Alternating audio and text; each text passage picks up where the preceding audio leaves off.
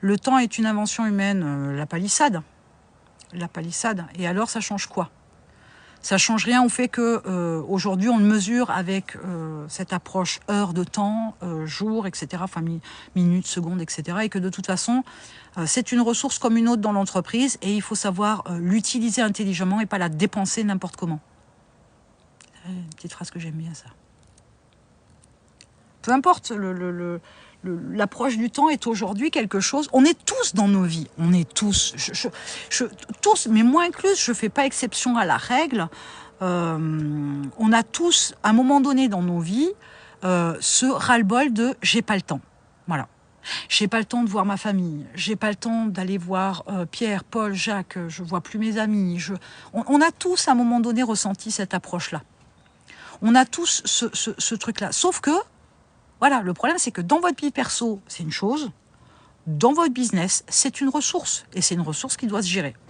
C'est pas une ressource qu'on dépense n'importe comment. Tout comme l'argent dans son business, c'est on ne le dépense pas inutilement. On l'investit intelligemment. Et c'est une approche qui est souvent, et une fois de plus, comme je le disais au tout début, ce n'est pas réservé, la mauvaise gestion du temps, ce n'est pas réservé aux entrepreneurs qui débutent. Voilà, je vais donner tout à l'heure l'exemple d'un client qui a une boîte depuis 15 ans, qui n'a toujours pas d'agenda, qui ne gère toujours pas son temps, il fait tout à l'arrache, il se déplace sans cesse et sans relâche, alors que des fois il n'a pas besoin, enfin même souvent qu'il n'a pas besoin. Il passe beaucoup de temps au téléphone, alors c'est du blabla, parce que le temps qu'il passe au téléphone, ça ne lui rapporte rien. Ce n'est pas utiliser son temps de manière intelligente que de passer son temps au téléphone si ça ne permet pas de développer l'entreprise. Si c'est pour faire du blabla, ça ne sert à rien. Moi je dis, le temps, on n'achète pas, on n'emprunte pas, on ne stocke pas, et on ne sait pas combien de temps il nous en reste. C'est quadruple argument pour dire, attention, utilisez-le avec intelligence.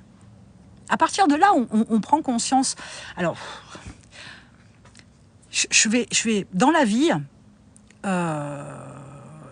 il y a des piqûres de rappel. On est là, on n'est que de passage. Pour certains, c'est plus long que d'autres, pour d'autres, c'est plus court, pour d'autres, voilà, peu importe. Le truc, c'est que quand on perd, quand on apprend le décès d'une personne qui nous est proche, c'est la petite piqûre de rappel à la vie. Quand on se prend, quand on est quitté, par exemple, c'est une piqûre de rappel à la vie. Quand on se retrouve dans une période de vie où, entre guillemets, tout va mal, c'est une piqûre de rappel.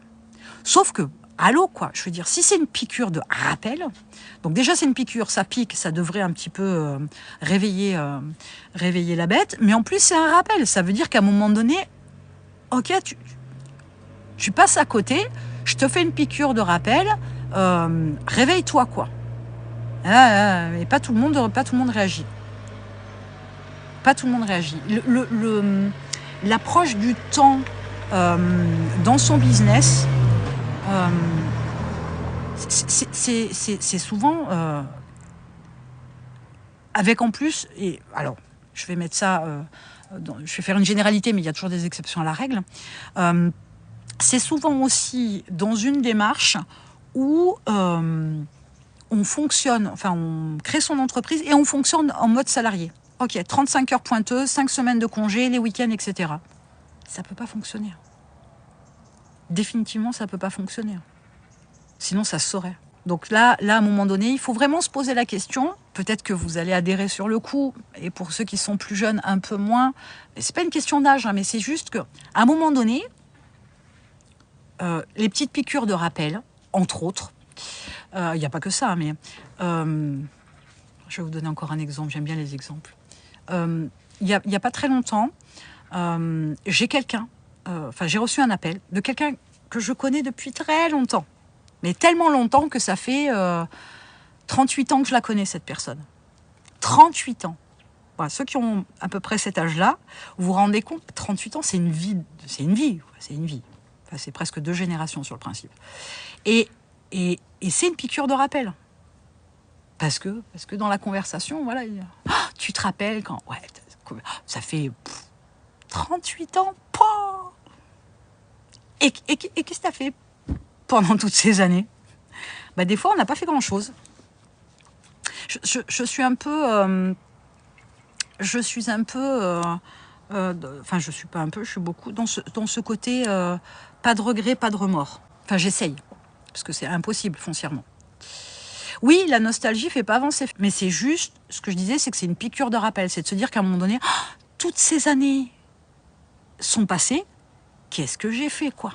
C'est là où la notion du temps, d'un coup, il y a un petit, c'est une petite piqûre de rappel. Sur le principe, les mois, on est déjà passé sur la deuxième moitié descendante.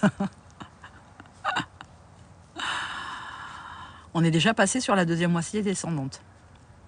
Avec de l'humour, hein, on a encore de belles années devant nous, mais bon. La finalité est la même. La finalité de quoi? Oui, on y va tous. Et oui, on est d'accord, on y va tous. Mais tant qu'à faire, moi, je préfère quand même bien profiter de aujourd'hui, maintenant, tout de suite. Voilà.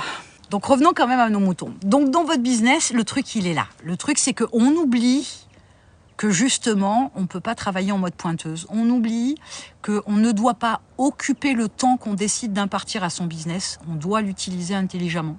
S'il faut travailler 10 heures, on travaillera 10 heures. C'est pas forcément non plus 10 heures toute l'année, par jour, j'entends bien. C'est pas non plus, à contrario, les périodes les plus calmes, etc. Ce n'est pas non plus ne pas travailler toute l'année, même si tout le monde le voudrait quelque part. C'est un peu un rêve, un mensonge qu'on se raconte, parce que finalement, on ne fait jamais rien. Voilà. Même allongé sur le canapé, on regarde la télé, donc on ne fait jamais rien. Et puis de toute façon, à un moment donné, on s'ennuierait forcément. Mais voilà, l'entrepreneuriat, c'est aussi des variations voilà, je peux prendre encore un autre exemple. Là, j'ai eu un client qui a développé une partie spécifique dans son business. Bon, voilà, il vient de passer 5 mois un peu intenses. Et pendant 5 mois, forcément, un peu moins de repos, un peu moins de vacances, un peu moins de temps avec sa partenaire, un peu moins de temps avec sa famille, un peu moins de temps avec ses amis. Mais c'est l'approche de l'entrepreneur normal. Il y a des périodes fastes et puis des périodes plus à la cool. Et il faut s'adapter. Sauf que ça, c'est faisable seulement si on est capable de gérer son temps. Si on n'est pas capable de gérer, contrôler son temps, on ne peut pas avoir des périodes à ne rien faire. Le problème, c'est que tout le monde pense au temps restant, mais perd ce même temps à y penser. Absolument. Absolument. C'est ça. Alors, c'est pas un problème, à proprement parler, mais l'idée, c'est qu'on ne sait pas s'ancrer dans le présent, on ne sait pas profiter des bons moments, on ne sait pas... Alors, je vais reprendre... un peu plus haut, on ne sait pas des fois dire non alors qu'on voudrait dire oui, on ne sait pas dire oui alors qu'on voudrait dire non. Il y a tellement de choses, tellement de contraintes qu'on se met, qu'on passe des moments ancrés dans le présent à galérer, à être stressé, à être tendu, à pas vivre.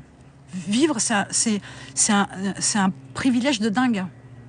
Le top, c'est d'être entier.